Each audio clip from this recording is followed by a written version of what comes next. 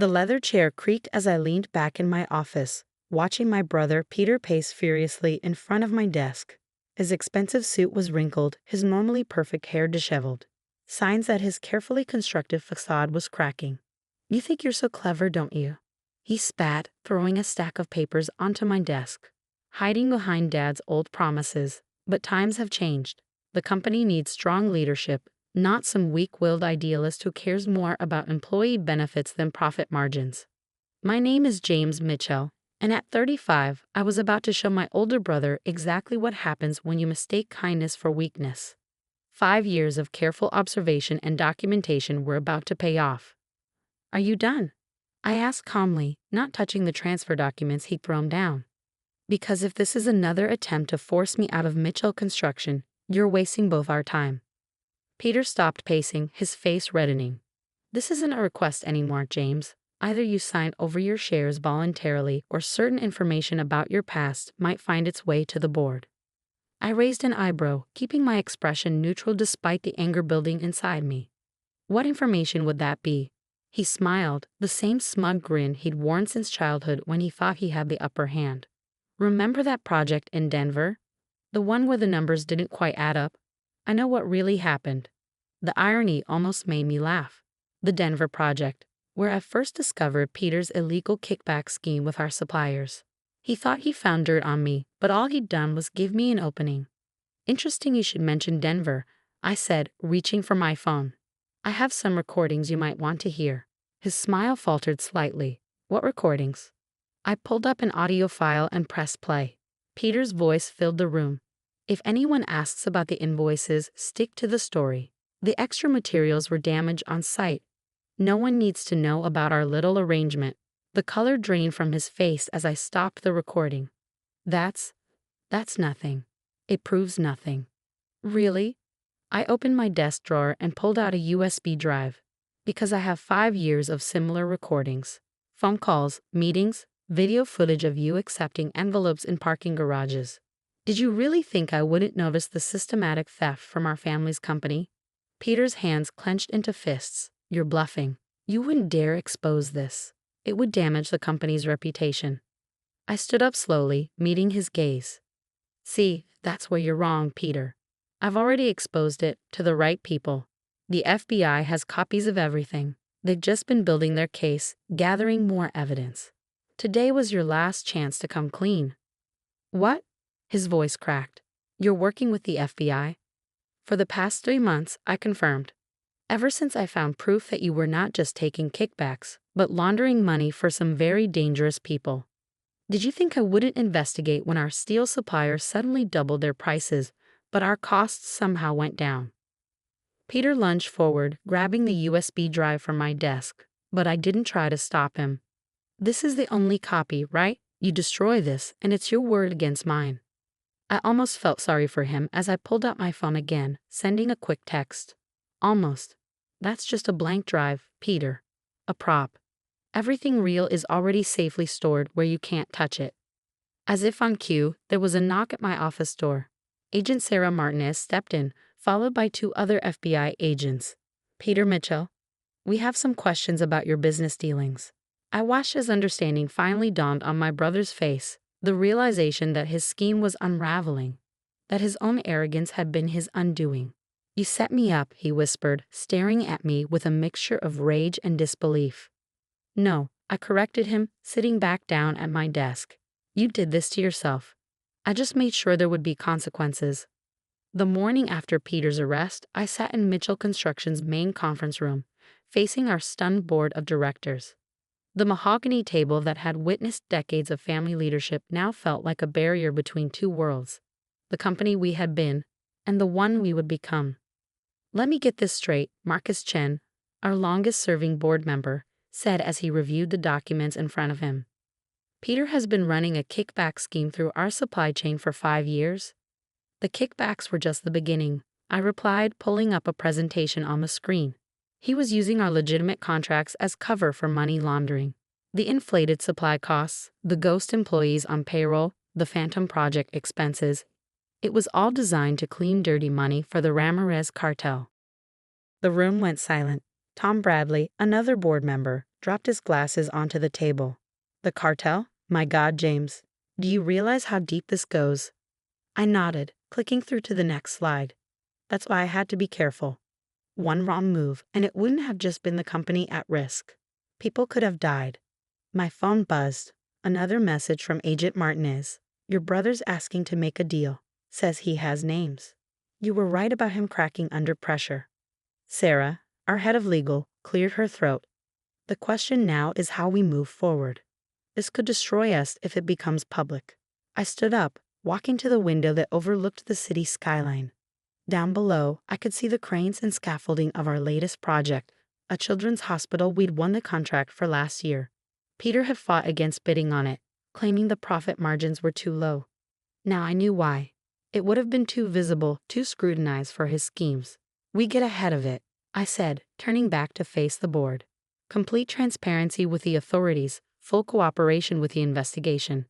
We show that Peter's actions were those of a rogue executive, not a reflection of our company's values. And the financial impact? Marcus asked. I clicked to the next slide, showing a series of calculations.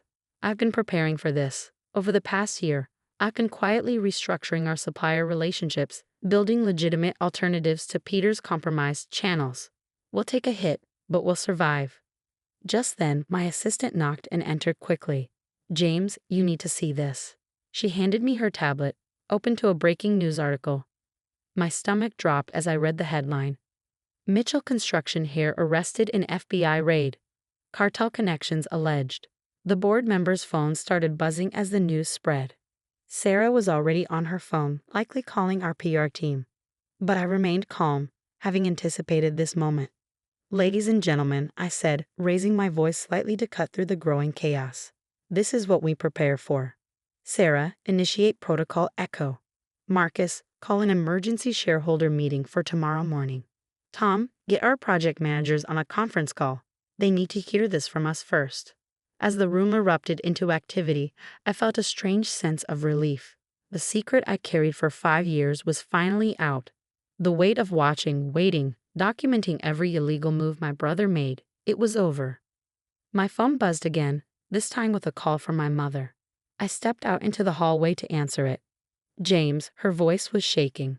Tell me it's not true. Tell me Peter wouldn't. Mom, I said softly, we need to talk. But not over the phone. Come to my office? An hour later, she sat across from me, her hands wrapped around a cup of tea that had gone cold. I just finished showing her a small fraction of the evidence I gathered against Peter. All this time, she whispered, you carried this burden alone. Why didn't you come to me? I thought about all the family dinners where Peter had played the perfect son, about how he'd systematically turned our parents against my concerns over the years. Would you have believed me? Peter was always the golden child, Ma. The one who could do no wrong. She flinched at my words, but didn't argue. And now? What happens to him now? That depends on how much he cooperates, I said, checking a new message from Agent Martinez.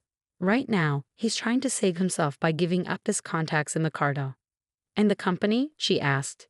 Your father built this from nothing, James. It was his legacy to both of you. I walked to my office wall, where a photo hung of my father and me at my first construction site. I was 12, wearing an oversized hard hat, beaming up at him. That's why I had to stop Peter, Mom. Dad built this company on integrity, on doing things right.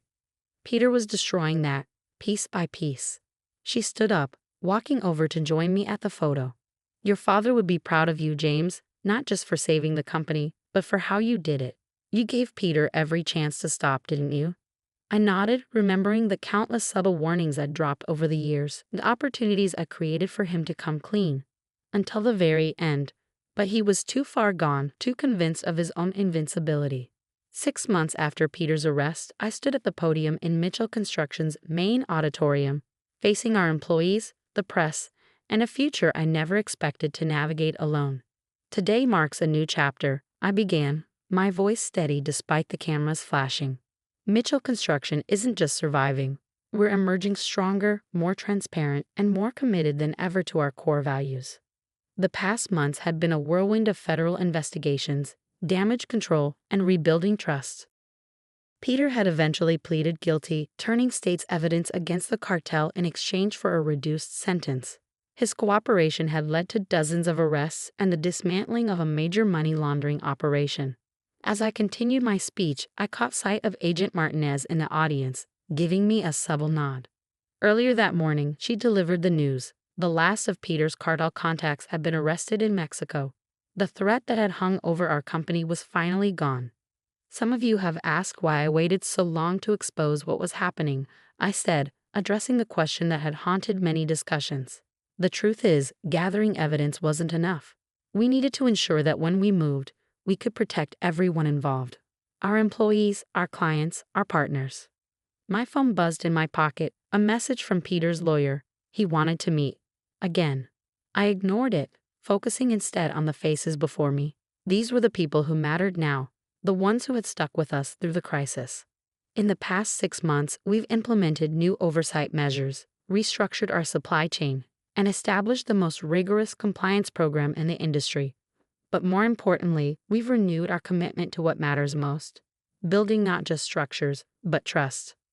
After the presentation, I retreated to my office to find my mother waiting. She looked better than she had in months, the shadow of Peter's betrayal finally lifting from her eyes. He wrote to me, she said without preamble. From prison. I sat down behind my desk, already guessing what was coming. And? He wants to meet with you. Says he has information about other companies involved in his schemes. Claims he wants to make things right. I pulled out my tablet, bringing up the latest company financials. Our profits are up 15% since we cleaned house. Client confidence is restored. The FBI has everything they need from him. There's nothing left to make right. He's still your brother, James. I looked up at her, seeing the pain in her eyes. No, Mom, he stopped being my brother the moment he decided to put everyone in this company at risk for his own greed. Just then, Sarah burst into my office, her face flushed with excitement. James, you need to see this. The Children's Hospital project? We just got the final approval. All the funding is secured.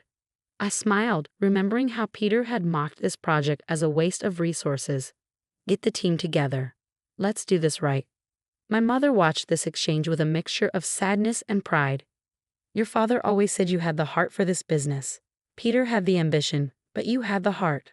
Dad also said something else. I replied, standing up. He said success without integrity isn't success at all. It's just failure in disguise. Later that evening, as I walked through the quiet halls of our headquarters, I paused at the wall of company photos. There was one from the groundbreaking of our first major project. Dad, Peter, and me, all wearing hard hats and smiling. I thought about taking it down after everything that happened, but decided against it. It was a reminder of where we came from and why the truth mattered. My phone buzzed one last time, another message from Peter's lawyer. Final chance. He has information you need to hear. I typed a simple reply. The truth already came out. There's nothing left to say. Turning off my phone, I gathered my things and headed for the elevator. Tomorrow, we would break ground on the Children's Hospital. It would be the largest project in our company's history and the first one that was entirely mine to lead. As I drove home, the city lights twinkling around me, I thought about the legacy my father had left us. Peter had seen it as something to exploit, a tool for his own advancement. But I understood now what Dad had been trying to teach us all along. True success isn't measured in profit margins or power plays. It's measured in the lives you touch, the trust you build, and the integrity you maintain when no one's watching. The next morning, as I stood at the hospital construction site watching the sunrise paint the sky in shades of hope, I felt a deep sense of peace. Peter had tried to destroy our family's legacy, but in doing so, he'd only made it stronger. Sometimes the greatest victories come not from defeating your enemies, but from staying true to who you are. The company would move forward, building not just buildings, but a future founded on trust, integrity, and the simple belief that doing the right thing matters. That was a legacy worth protecting, worth fighting for. And in the end, that was the only victory that truly mattered. The late afternoon sun streamed through the windows of my corner office as I reviewed the latest acquisition reports. Stellar Solutions had just secured another major contract, one that used to belong to Morgan Industries, my ex-husband's company. My phone buzzed. James' name flashed across the screen, making my heart skip a beat. We hadn't spoken in 3 years, not since the divorce. Not since he told me I was just a secretary who would never amount to anything without him. Olivia? His voice was strained, missing its usual arrogance. I need to meet with you. It's important. My name is Olivia Chen, and at 42, I built something James Morgan never thought I could, a technology consulting firm that was revolutionizing the industry, the same industry where his company was now struggling to survive. James, I kept my voice neutral. This is unexpected. Please, he said, the words sounding foreign from him. Just one meeting. The Plaza Hotel, tomorrow at noon. I glanced at my calendar, already knowing it was clear. I've been expecting this call for weeks, watching Morgan Industries' stock price plummet. Fine, 1 hour. After hanging up, I called my CFO and closest friend, Sarah Mitchell. He finally called. About time, she replied. The latest reports show Morgan Industries lost 40% of their market share this quarter. Most of it to us. I smiled, remembering how this all started. 3 years ago, I was indeed James's secretary, and his wife.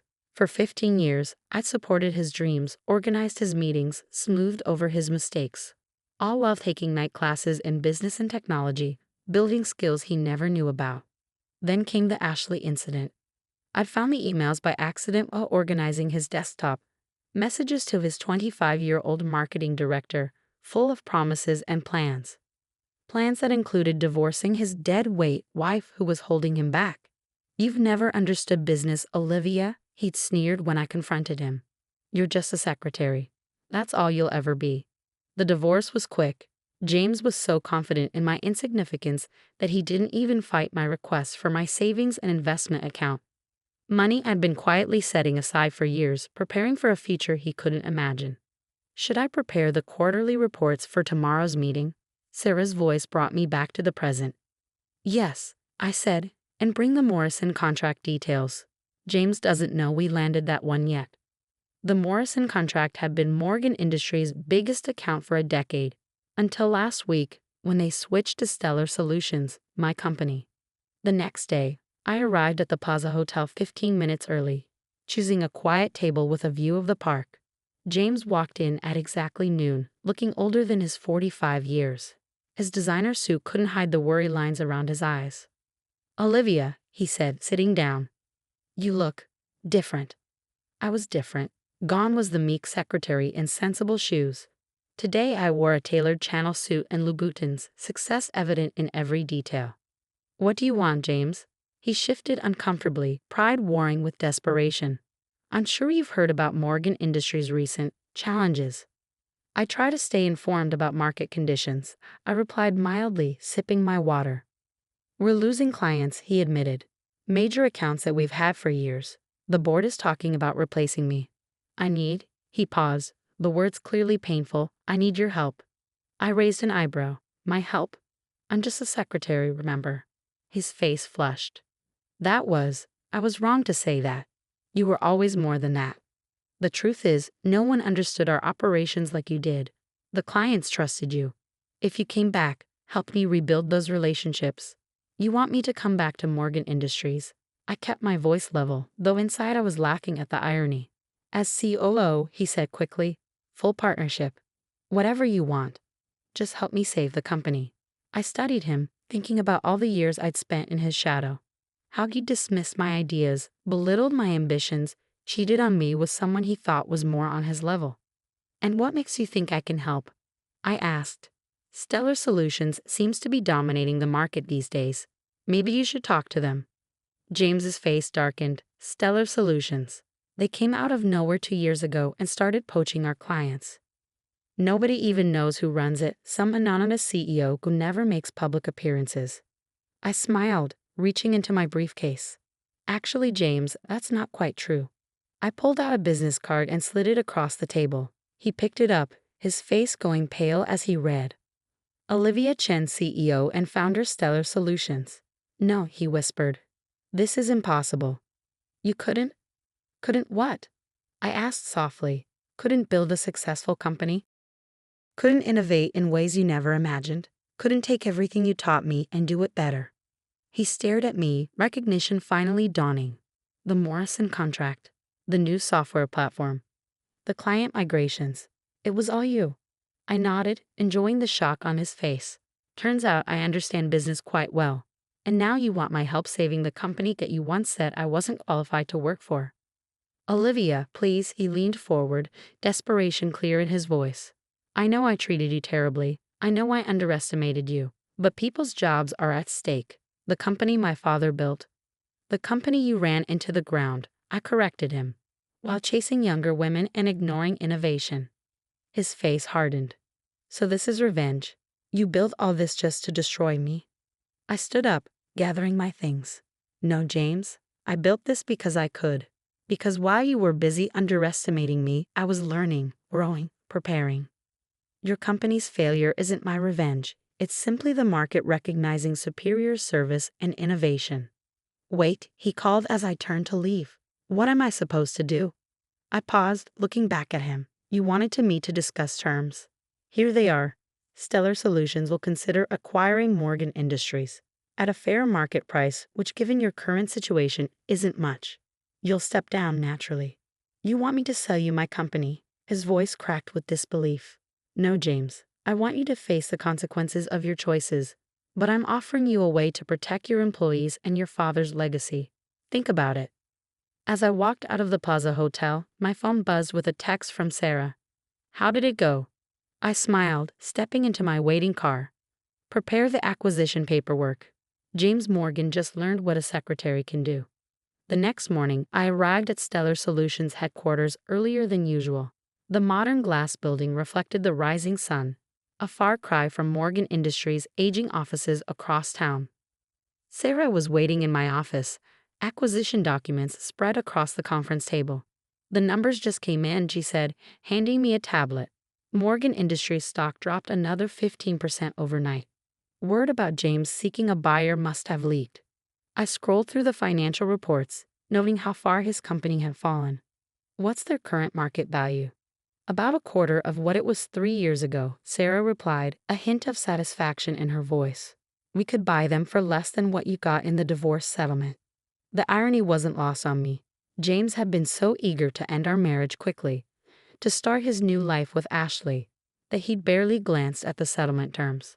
He never questioned why I only wanted my personal savings and investment account, never wondered what I planned to do with it. My phone buzzed, a message from James. We need to talk. Coming to your office. I showed the message to Sarah, who raised an eyebrow. Want me to have security turn him away?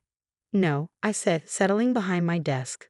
Let him come. It's time he saw exactly what I've built.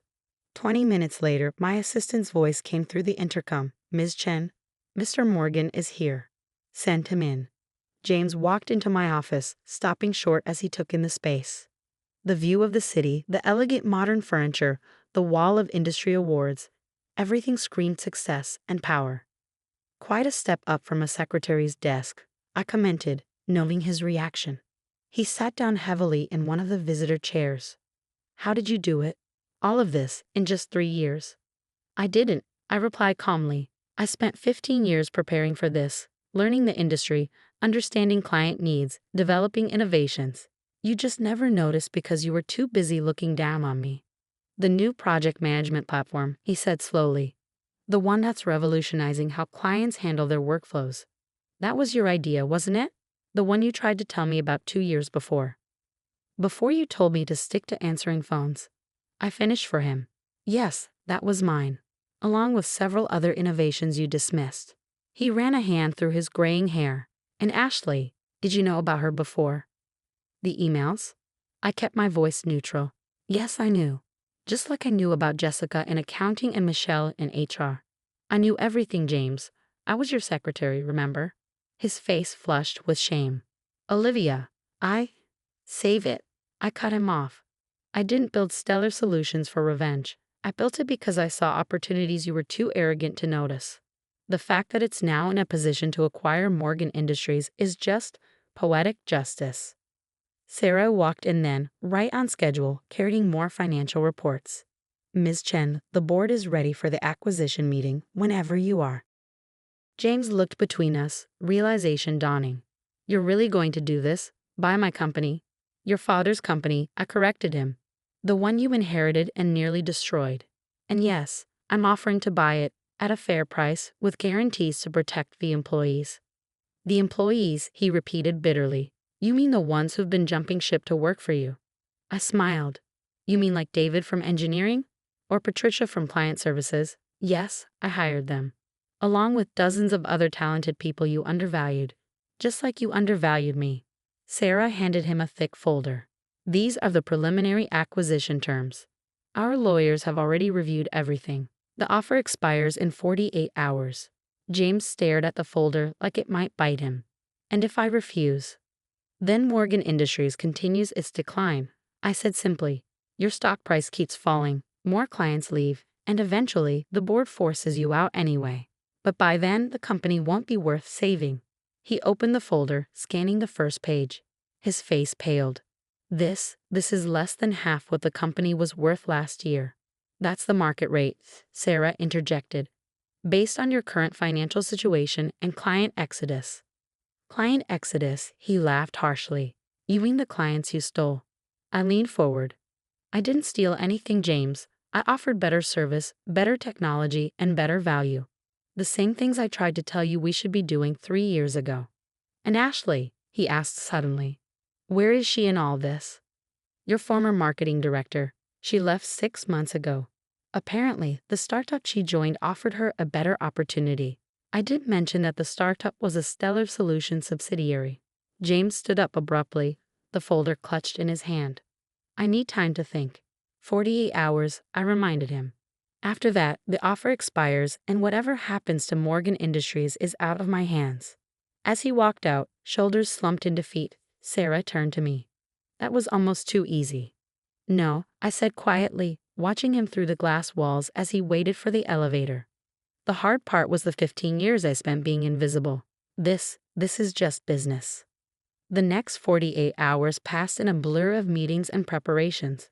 Word of the potential acquisition had leaked to the business press, sending Morgan Industries stock into an even steeper decline. I was reviewing the latest numbers when my assistant buzzed. Ms. Chen, Mr. Morgan Sr. is here to see you. I straightened in my chair. Robert Morgan, James's father and the founder of Morgan Industries. I hadn't seen him since the divorce. Send him in. Robert walked in slowly, leaning on his cane. At 75, he'd been retired for 5 years, leaving the company in James's hands. A decision he was probably regretting now. Olivia, he said, taking a seat.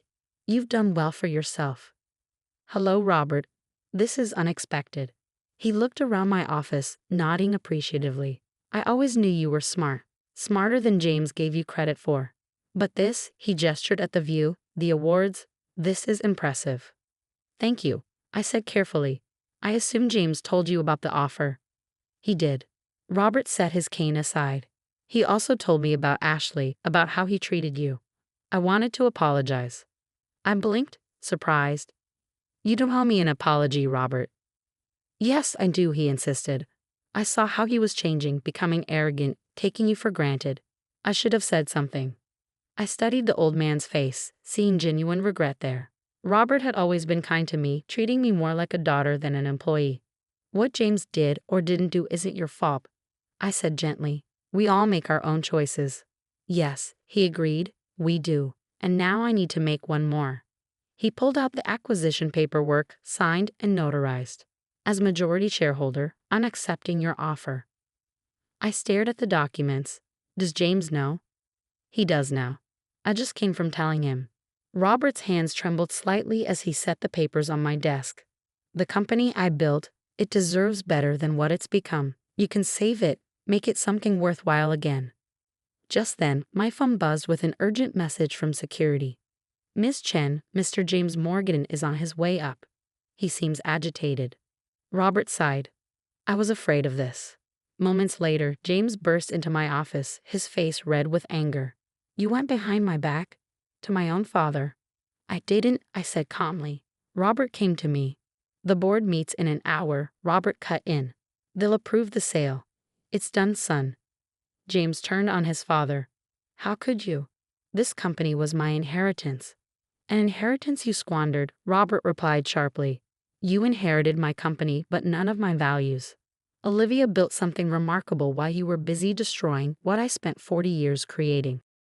I watched the interplay between father and son, remembering all the times James had bragged about his birthright, his destiny to lead Morgan Industries. Security is on their way up, Sarah announced from the doorway. That won't be necessary, I said, standing. James is leaving. Aren't you, James?